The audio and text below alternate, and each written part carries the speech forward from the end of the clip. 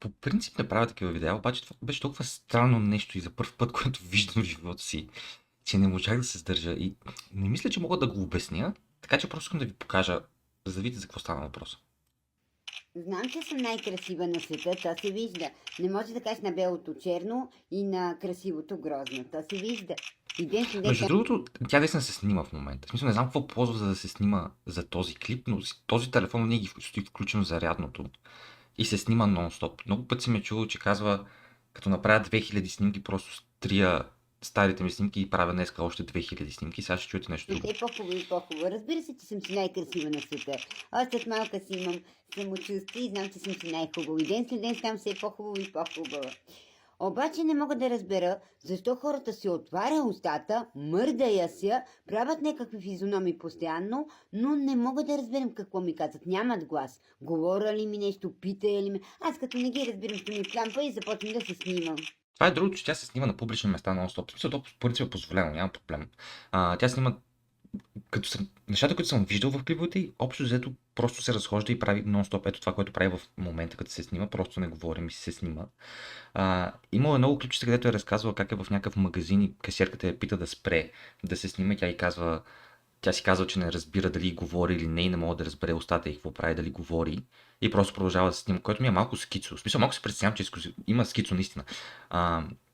Също така имаше много клипчета, които е разказвала, че хора в автобуса молят да спре да се снима, но тя не знае и виждам лицата, виждам устата, но не разбира дали говорят и затова просто продължава да се снима. Надявам се тази година да разбера и да почна да говорят нормално. Това си пожелавам. Аз че съм красива, то си е ясно. Това е другото, за което съм забелязал в къндишна на самата жена е, че зъбите й са много зле и ногтите й също.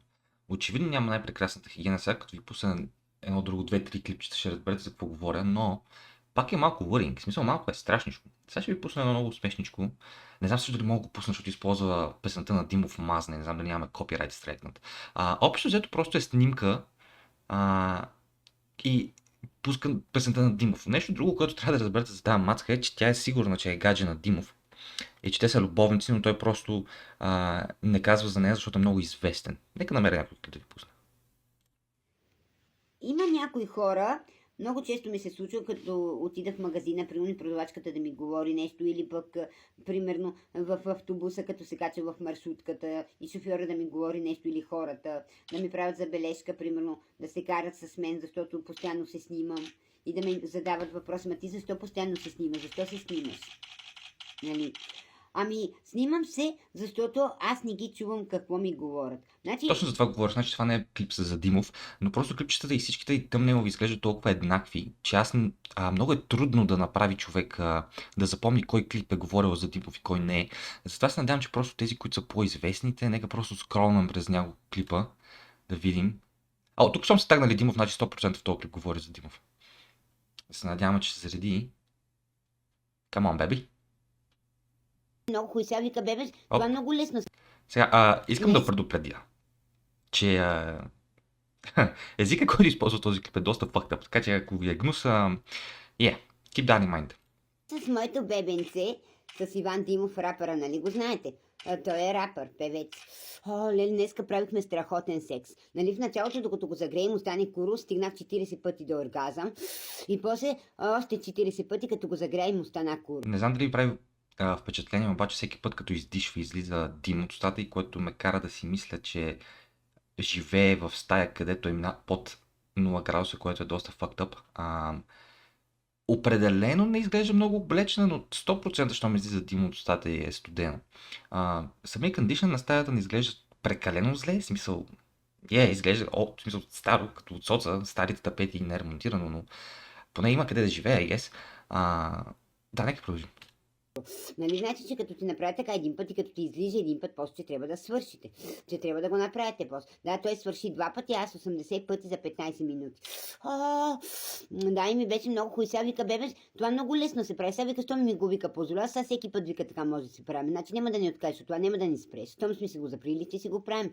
Да, това много лесно се прави, много хубаво. Я да защо толкова много пъти свършим и толкова много пъти го направихме. Наречехме само да го загрееш.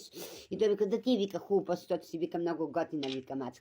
О, да, значи ти си вика много хубава, нали? Ти си вика много хубава. Проблемът е, че мисля, че просто тя наистина си мисли, че е гадже с Димов, защото може би просто някакъв рандъм мъж от селото и казва, че той е Димов и тя му вярва по някаква причина, защото имаше един клип, където тя разказва как прави секс с много мъже на ден и те плащат на баба й и баба й ни дава парите. Така че им чуш, че и баба я експлоатира по много различни начини. Определено има някакъв drug addiction, така като я гледам. Това е притеснително. Мисля, това е проституция, обаче а, както и human trafficking общо взето. В смисъл, това е много fucked up. Надявам се да могат да го намеря просто хора. Наистина е много, много трудно да запомниш кой е клипа. Защото, за съжаление, ги гледах на телефона ми, като бях в какво по дяволите гледам, какво се случва. Не ги сейвнах. Наистина се надявам, но ви гарантирам, ако решите да ги разгледате тия клипа, ще намерите клипа, където тя разказва как мъже дават пари на баба и тя се... Или на някаква баба от селото, може би просто казва баба, като просто защото е стара, а не да е нейната actual баба, но да, казва, че общо взето ще цитирам това, което помня, разбрах, че след като правих секс с един мъж, че той е дал пари на бабата, за да го направи това с мен, а тя на мен не ми дава никакви пари. Може би това е бабата, която и дава подслон, къде да живее, не знам, нямам си на представа. Това е fucked up. Значи, Димов, нали знаете моето гадже рапъра, нали знаете, че той ми е гадже мъж и правим секс всеки ден. Знаете ли мъжете какъв секс прави и как обича да го прави? Значи, вика, аз ако не те излижем и не ти е хубаво на тебе и не те целувам, така не мога да свършим. Значи на мен няма да ми е хубаво. Да, и ние много пъти свършим и много пъти го направим, нали, докато го загреем остане кура. И после като го загреем остане кура и се качим върху него, той седне и аз върху него и дай. И вика, ти ми, разбира се, вика, ти си най-красива на света. И поверно, аз вика, грозен ли си? Направо нямам това. За съжаление, повечето клипове, освен че изглеждат еднакво, говори за абсолютно еднакви неща, постоянно. Другото, което е доста притеснително, че има един клип, който обяснява как прави оргия в селото. Така че, крейзи е село, брате, паси майката. И също така обяснява, че гаджето й има право да ебе колкото си иска жени, но тя е вярна само на него и че само нейната путка лиже. За другите просто прави секс. Да, не знам как звучи. Много се надявам да успея да намеря този клип, но да, доста е fucked up. Надявам се да не експлоатират. Нали знаете как се прави секс и колко е лесно и колко... Да, за това говоря, че всеки клип е горе-долу еднакъв. Може би около 3 теми за това как е гадже на Димо, за това как е най-красивата и за това как не мога да разбере хората, като и говорят. И че просто се снима.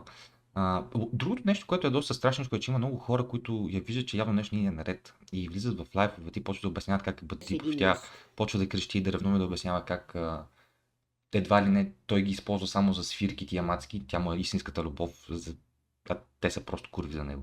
По принцип, мъжете обичат властта, обичат да владеят, нали, но по-хубаво е ти да го владееш и ти да имаш власт над него, да го манипулираш. Мъжете са елементарни, просто трябва да знаеш как да ги манипулираш и да ги владееш.